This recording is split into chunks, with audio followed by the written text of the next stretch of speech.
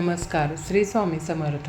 अधिक महिन्यामध्ये दानधर्मामध्ये 33 वस्तू, 33 अनारस किंवा जावयाचा मानपान का करावा, कसा करावा, या संदर्भात अधिक मासासंदर्भातची संपूर्ण माहिती आजच्या या व्हिडिओमध्ये आपण पाहणार आहोत. 17 मेपासून अधिक ज्येष्ठ महिना सुरू होतो आहे.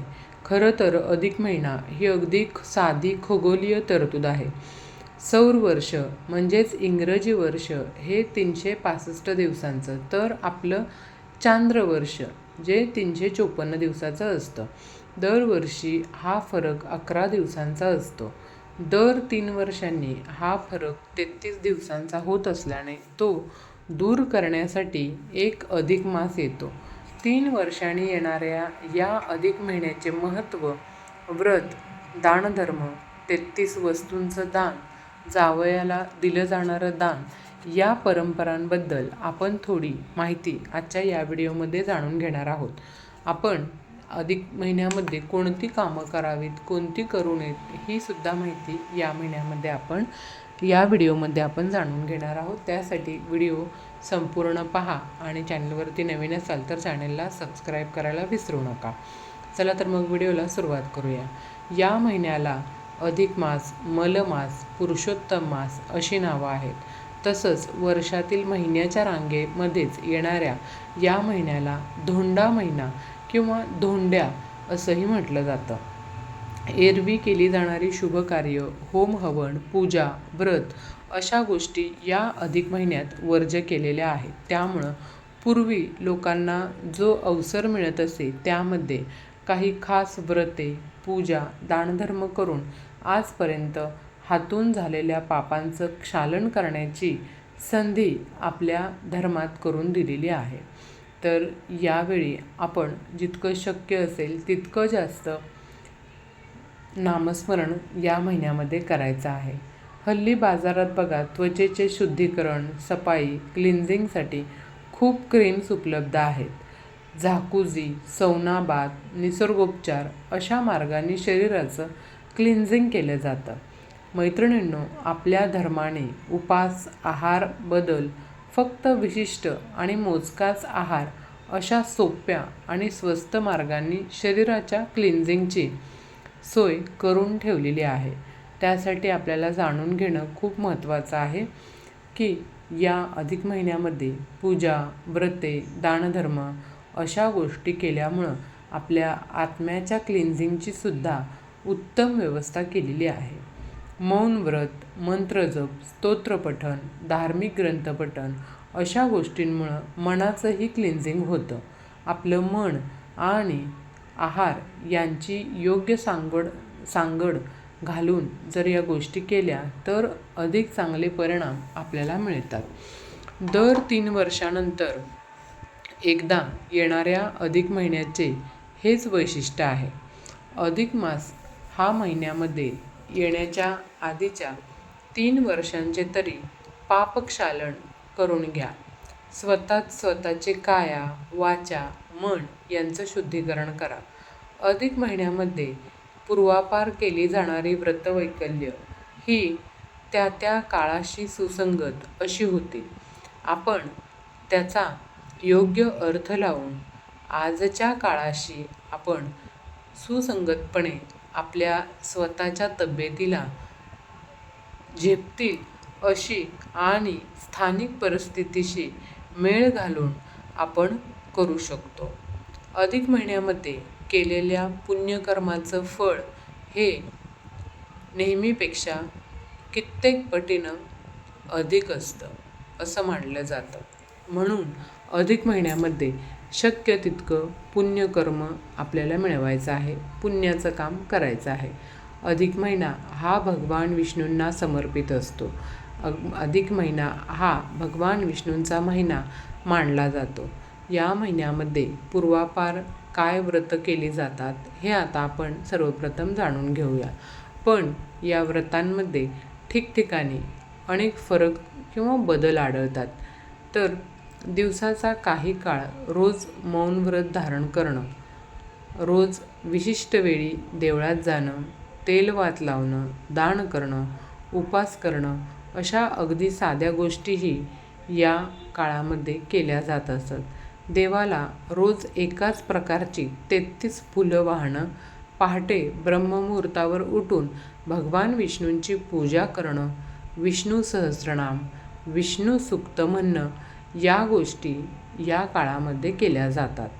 तसंच तांबूल, दीप, फळे, विडे, धान्य, वस्त्र इत्यादींचं दानसुद्धा या महिन्यामध्ये केलं जात असे. धारणे, पारणे असेही एक व्रत होते. यामध्ये 1 दिवस पूर्ण उपवास धारण करायचा आणि दुसऱ्या दिवशी त्याचं पारणं करायचं, असं महिनाभर केलं जात असे. अधिक महिन्यामध्ये रोज कितीही अल्प असले तरी काहीतरी दान करणं, अल्प आहार घेणं, कुणाकडून काहीही न स्वीकारणं म्हणजेच अयाचित याला म्हणतात, सद्वर्तन, सत्यवचन अशा गोष्टींचा भविष्योत्तर पुराणामध्ये पुरस्कार केला आहे.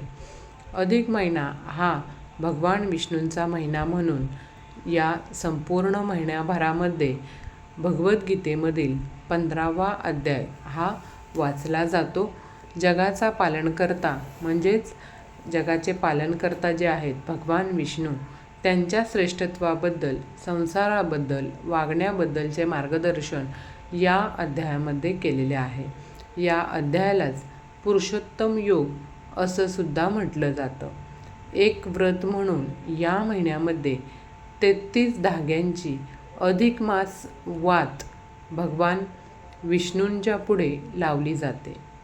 आपल्या हाताच्या 4 बोटांच्या भोवती सुताचा एक फेरा, याप्रमाणे 16 फेरे पूर्ण आणि अर्धा फेरा अशा 16 फेऱ्यांची एक वात, याप्रमाणे 2 वाती मिळून 33 फेरे होतात. या वाती ज्या आहेत त्या नेहमी जोडीने लावतात, म्हणून या एकूण 33 फेऱ्यांच्या जोडवातीचा तुपाचा दिवा हा भगवान विष्णूंपुढे लावला जातो. आता ही वात कशी बनवली जाते हे मी तुम्हाला सांगितलं, ते तसंच स्क्रीनवर तुम्हाला दिसेल की ही वात कशा प्रकारे बनवायची आहे ते. पूर्वी माझ्या आजीकडून कळलेली एक सर्वात वेगळी वात म्हणजे 33 फुलवातींपासून एकत्रित गुंफलेली वेणी माधव वात. आता ही वेणी माधव वातसुद्धा तुम्हाला मी बाजूला दाखवते, तीसुद्धा तुम्हाला समजेल कशा प्रकारे असते ती. वेणी माधव म्हणजे ब्रह्मा, विष्णू, महेशचं एकत्रित रूप. त्यांचं लक्ष्मीसह कायमचं वास्तव्य प्रयागराज येथे म्हणजेच गंगा, यमुना, सरस्वती यांच्या त्रिवेणी संगमावर आहे असं मानलं जातं. अधिक मासामध्येही तुम्ही कृपया सोबतचे फोटोसुद्धा पाहायचे आहेत बरं का. अधिक मासामध्ये ही सुंदर जी वात आहे ती सुमारे 70 ते 75 वर्षापूर्वी माझी आजी देवापुढे लावत असे. या महिन्यातील आणखी एक वेगळी प्रथा ती म्हणजे एरवी मुलगी कधीही आपल्या आईची, सासूची ओटी भरत नाही, पण अधिक महिन्यामध्ये मुलीने आपल्या आईची व सुनेने सासूची ओटी भरण्याची काही ठिकाणी पद्धत आहे. तर हे सुद्धा तुम्ही करायचे आहे.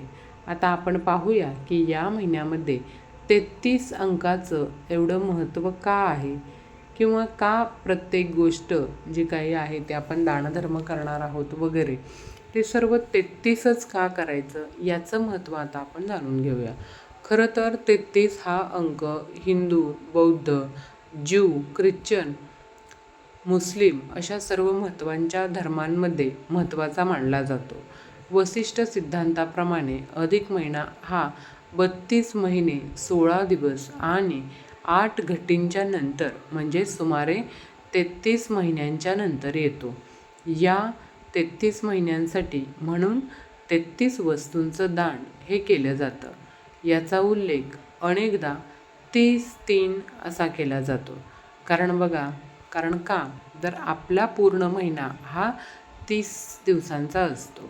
त्यामुळं एखादा नेम किंवा व्रत दिवसातून एकदाच करणार असाल तर शेवटचे 3 दिवस ते दिवसातून 2 वेळा करून 33 वेळा पूर्ण करावे लागतात. ही गोष्ट तुम्ही लक्षात घ्या. त्यानंतर बघा, या अधिक मासामध्ये अनारसाचं दान केलं जातं. 33 अनारसे आपल्या जावयाला दान दिले जातात. तर हे का केलं जातं? या काळात अपूप दान केल्यास पृथ्वीदानाचं फळ लाभतं असं मानलं जात असे. आता अपूप म्हणजे अनारस. आपल्या शास्त्रामध्ये वटक म्हणजे वडा आणि अपूप म्हणजे अनरसा यांना कधीही शिळे अन्न मानलं जात नाही. अनारसा हा सच्छिद्र जाळीदार असतो बघा. म्हणून मग काही जण असाच जाळीदार पदार्थ, जाळीदार असलेला बघा म्हैसूर पाक किंवा मग बत्तासे दान करतात. यासोबतच विडा आणि दक्षिणासुद्धा देण्याचा प्रघात आहे. काही ठिकाणी बत्ताशे दिले जातात, तर काही ठिकाणी म्हैसूर पाकाचं दान करतात, तर काही ठिकाणी अनारसा दान करतात. महाराष्ट्रात पूर्वापार कासे या धातूच्या थाळ्यामधून अनारसे दान केले जातात. आता या महिन्यात जावयाला दान का देतात, लेक आणि जावयाला दान का द्यावं याचं महत्त्व या पुढील व्हिडिओमध्ये आपण पाहणार आहोत. जावयाला विष्णू स्वरूप मानलेलं आहे आणि पूर्वी आपल्याकडे लग्नामध्ये वृद्ध माणसेसुद्धा आपल्यापेक्षा वयाने लहान असलेला आपला जावई असेल किंवा नवदाम्पत्याला लक्ष्मीनारायण म्हणून वाकून नमस्कार करीत असत. तर अनुरूप जोडप्याला तर लक्ष्मीनारायणाचा जोडा असं सुद्धा मानलं जात असे. आजही अनेक जण एकादशीच्या दिवशी बघा उपवासाचे, द्वादशीला केले जाणारे पारणे, सत्यनारायणाची पूजा यासाठी दाम्पत्य भोजन यासाठी मुलगी आणि जावयाला निमंत्रित करतात. अधिक महिन्यामध्ये जावयाला दान देण्यामागे हाच विचार आहे. जावयाचा पर्यायाने आपल्या मुलीचा वंश वाढावा म्हणून वंशदर्शक असे दीपदान म्हणजेच निरांजन दान केलं जातं. याला एक विनोदी आणि सामाजिक बाजूही आहे. पूर्वीच्या काळामध्ये बघा जावयाकडील मंडळी मुलीच्या वडिलांकडून म्हणजेच सासऱ्याकडून अनेक वस्तू सतत मागून घेत असत. अगदी लग्नपूर्व घटिकामध्ये सुद्धा किंवा लेखी करार करूनसुद्धा आयत्या वेळी रुसणं किंवा काही मागण्या करणं असे प्रकार घडत असत पूर्वीच्या काळी. तरी देखील ही मंडळी फारशी खुश नसत. पण आपल्या मुलीला त्रास होऊ नये म्हणून सासरा बिचारा काही ना काही कारणानं सतत काहीतरी देतच असे. 9 ग्रह जसे माणसाला त्रास देत असतात, तसाच तेव्हा जावयाचा त्राससुद्धा होत असे. म्हणून कन्या राशीतील जो जामाता दशमो ग्रह म्हणजे जावई हा 10वा ग्रह आहे असं म्हटलं जात असे. याबद्दलचा मूळ श्लोकही फार मजेदार आहे. या जामात ग्रहांची शांती म्हणूनही अशा प्रकारचं दान हे केलं जात असत. आज यामध्ये स्वागतार्थ बदल होत आहे.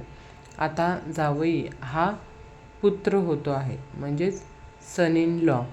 ही आनंदाची गोष्ट आहे, पण त्यावेळचा काळ वेगळा होता.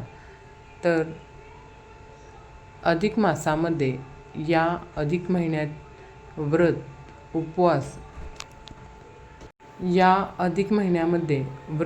उपवास नेम करायचे की नाही हे ज्यांचे त्यांनी ठरवायचे आहे. आपल्या धर्मात कसलीही सक्ती नाही आहे.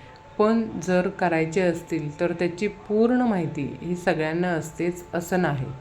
का, कसं याची उत्तरं मिळत नाहीत. म्हणूनच आपल्या परंपरा, धर्मशास्त्र, विज्ञान तसंच खगोलशास्त्र यांची सांगड घालणारी ही माहिती देण्याचा मी या ठिकाणी प्रयत्न केलेला आहे. तर आपल्याला ही माहिती आवडेल अशी अपेक्षा आहे. आणि जर ही माहिती आवडली असेल तर चॅनेलला लाईक करा, शेअर करा, सबस्क्राईब करा आणि तुमचे काही प्रश्न असतील तर कमेंट करून नक्की कळवा. व्हिडिओ आवडला असेल तर चॅनेलला सबस्क्राईब नक्की करा. धन्यवाद. श्री स्वामी समर्थ. जय जय स्वामी समर्थ.